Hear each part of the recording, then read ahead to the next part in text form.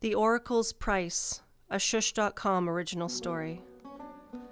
The tent's flaps split apart. A whirl of snow was visible past the flap. Wind, cold and carrying the smell of winter, came in with the man who wore a fur wrap over his tunic and breastplate. Kallen looked up from the skin upon which was written a series of symbols and X's. Any news of the king's army? Brutus grunted. Our scouts saw thousands of men marching from the east. They're about a half day away, but closing in and coming fast. And they look strong and well-fed, from what I'm told. Kallen sighed. What did we expect? That he would be sending less? Brutus grinned. He means to squash our little rebellion as flat as a bug under his heel. I know. Kallen reached for the wooden cup and drained the ruby-red wine within. To keep his power, he must. It was never his to begin with. He's stolen power from all the kings in the land through murder and deceit. Kallen said, You won't hear me argue that one. He surveyed the map. I need the location of the stronghold he has been using for his supplies. He can't be getting them all the way from Urias. It's too far, and we have ways to disrupt those caravans bringing the supplies. He's not bringing them from Jalen by the sea. We'd have heard word of the ships landing, and we would have seen them on the roads. Where is he getting those supplies? Brutus said, Maybe Stron? Nobody can get in or out of there. It's encircled by mountains. The people there are hostile to all rulers. They believe themselves free. Brutus said, Doesn't every man think himself free? Kallen said, I can't argue that either. Brutus said, It is a possibility. Kallen's gray-green eyes sent a long look at Brutus's scarred face. Kallen's hand raked his short blonde hair up from his scalp. You're right. If the people there believe the usurper king will leave them in peace if they cooperate. They may be cooperating. Brutus flicked his muscular arms. Kallen's strong hand, wearing a large ruby ring on the fourth finger of his left hand, reached again for the cup. He said, We have to go see for ourselves. It would make sense. That land is fertile. The lakes and rivers are sweet. They say the cattle are fat. If they are choosing to give goods to the king instead of fighting him, he would have had a nearby source of supplies for his army. Brutus nodded. His face took on an uneasy look. We do have to go, but before we do, we should seek out some protection from their gods. Kallen laughed. You and your protections. What do you suggest? A blessing from one of their priestesses would be ideal. Kallen's white teeth flashed in the light from the small fire blazing between several flat stones in the middle of the tent. To get that, you have to go to Strongum and breach their temple, which I hear is impregnable. Brutus said, I suppose. I'll see what our own seers have to say. Nothing. Kallen stood. His flat, muscular thighs and thickly muscled, scarred arms gleamed in the firelight. The long, complicated blue-black tattoo on his right forearm moved with each motion. They say nothing. They talk a lot, but it's all idle chatter. They see nothing but what they think and will please us most, and that's how people get killed. Brutus frowned. They've served loyally. But stupidly. As I said, I believe they see nothing and say they do so in order to stay alive and keep their protected and sacred positions. Brutus shrugged. Then we go without guidance? Even if you ask them. They grinned at each other, and Kallen knew Brutus' superstitious nature would not let him go to Stronum without seeing the seers. Well, go on, and start the commanders to moving.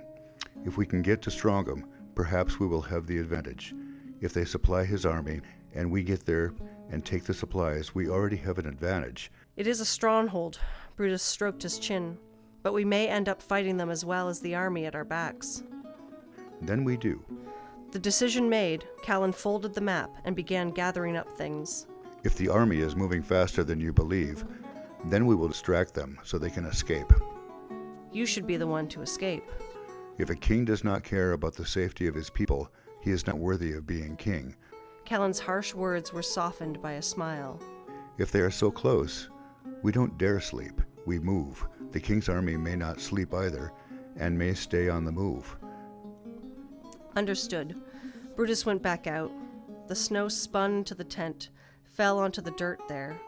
Kallen stared at it, a frown on his face.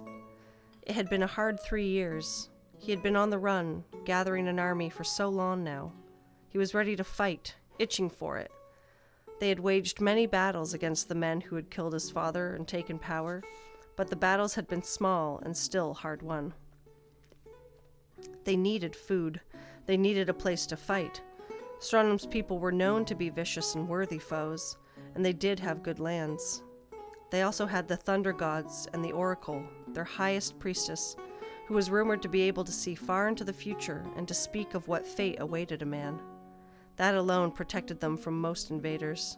The thunder gods were jealous gods, and they brought destruction to those who would oppose their will. There was no help for it. They had to risk it.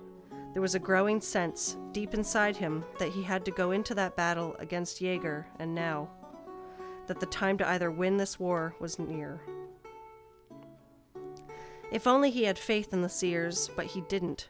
He knew they were a bunch of tricksters and liars, ones who might betray him for a better position in the king's court.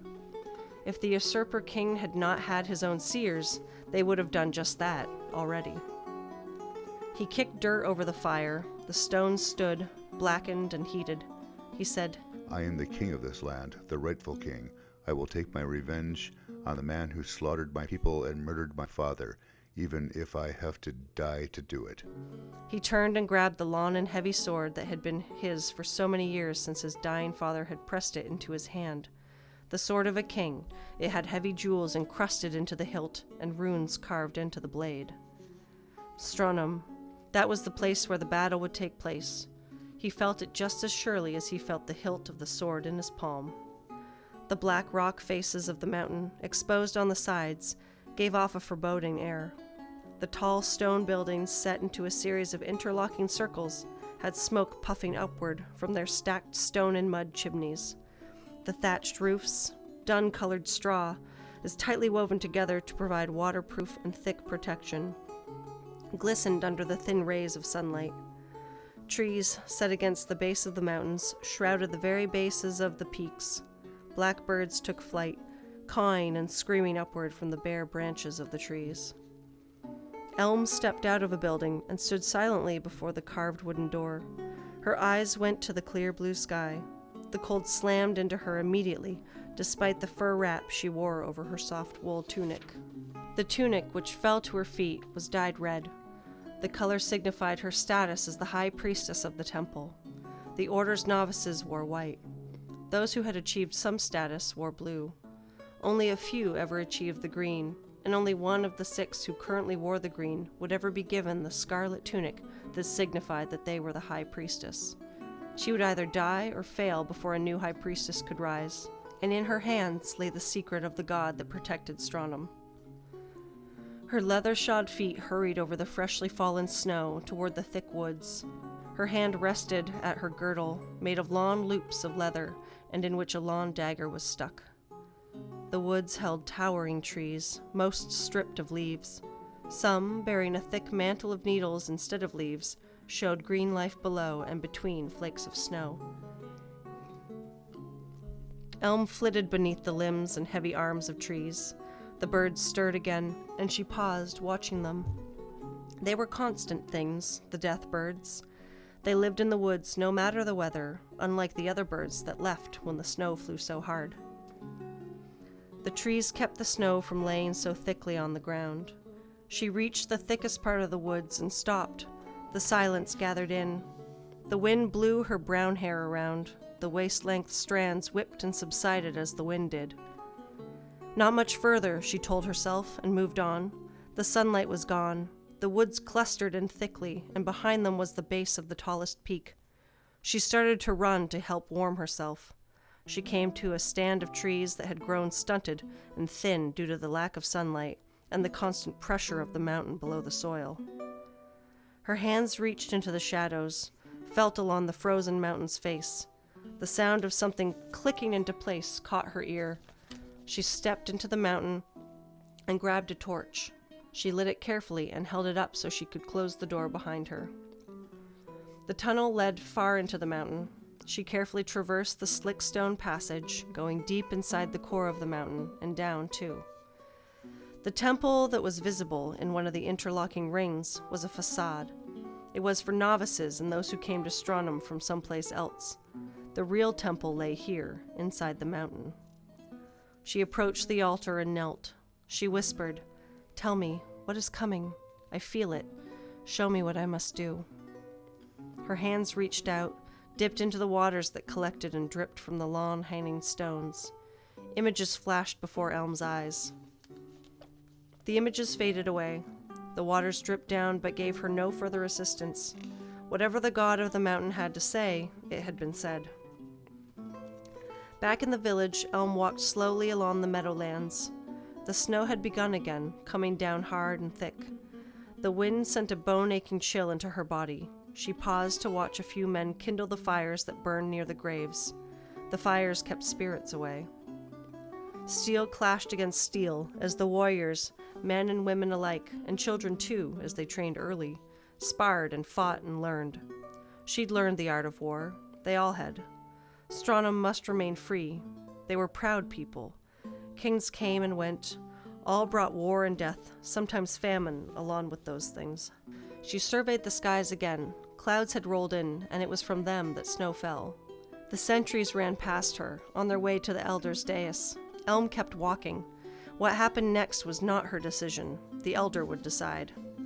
The sound of marching feet came several hours later. The people of Stron stood at the top of the mountain, weapons at the ready. The elder said, "What do you see, priestess?" Elm stared down at the men slowly scaling the mountain, coming upward over snow and ice. More were below, at the peak, setting fires for warmth against the cold. She said, "I see the true king, come to see if we are loyal to him or the other king, and he's determined." The elder, a wizened old man whose true name was to never be spoken, as she had given up the right to it when he took the mantle of elder, nodded. "Hold," he said to the second in command. The word went around the hundreds gathered. Elm stared downward as he came toward her, a magnificent man, muscular, toned, tall, composed of muscle and long bones. His face lifted. Below the fur-lined hood was a face that made her breath catch. He and his commanders came alone to the very tip of the mountain. The rest stayed on the ground below. So far down, they looked more like ants than people. He bowed his blond head, but there was nothing servile about him. He said, "I'm Kallen." Elder said, "We know." Kallen looked up. The sun shone off his high cheekbones and chiseled mouth. His light eyes flashed to look at her face. "This is Brutus, my second in command. My men below are hungry and exposed to any and all who might come to battle them." Elm said nothing. Elder said, "You may allow them to come, but know this. We can kill all your men with a single blow. Do not try to take our hospitality and return it with our blood. We may die, but you and yours will follow." Kallen said, "I'd expect nothing else, but I would like to know what you know of me." Elm said, "You're a king from the Eastern Sea, but there is only one king now, the one who has killed all other kings and burned all that would stand before his quest for total power. You wonder, do we help him? We do not, but we know who does." The man next to Kallen gave her a look from his dark eyes. His hair, sooty and black, blew in the wind. His hand rested very near the long sword in his belt. Kallen said, "You speak true. At least you speak true of me." Her teeth showed when she smiled and said, "I speak true in all ways." The part of the army he had brought along made the climb. They were swift, which showed how used they were to the hardships of battle. They were, she knew, on the run for their very lives. She had heard stories. This army struck and worried the king's greater one continuously. They created battles and won them. But they had not yet won the war. Kallen studied the High Priestess, the legendary oracle who could speak the future and the fates, should she choose to do so. She was gorgeous. His cock kept stiffening every time he looked her way. He shifted in the chair, reminding himself he needed her assistance, not her body. His prick begged to differ. He was hard as a rock, and just getting harder. The red tunic clung to her lithe body, and her long hair shone in the light from the central fire and the torches on the wall. Her lips were perfect, ripe and full, her breasts equally so below the clinging fabric of her tunic. Kallen shifted again, trying to ease the pain of his erection. The tables were loaded with food, a welcome sight, but he had a different kind of hunger, one that would not be sated by food and drink. He wanted the priestess. But to lie with a priestess required sacrifice. He would have to pay her for the act indeed, and what price she might ask, he did not know. Maybe he did not want to know either. What price a kingdom, he mused as he watched Elm sip from a small cup of the wine which had been served to them from the small wooden casks in which it had been aged. He drank out of his own cup, tasting honey and some spicy, pungent flavor too. His body was rigid, and not just thanks to the desire that kept stroking along his nerve endings. There was danger all around. He could sense it. Stron said it owed nothing to the usurper king, but if they did, they never would have told him that they did. To be continued in Chapter 2. Thanks for joining us today, and I hope you enjoyed the story. This has been a production of shush.com. That's SSSH.com.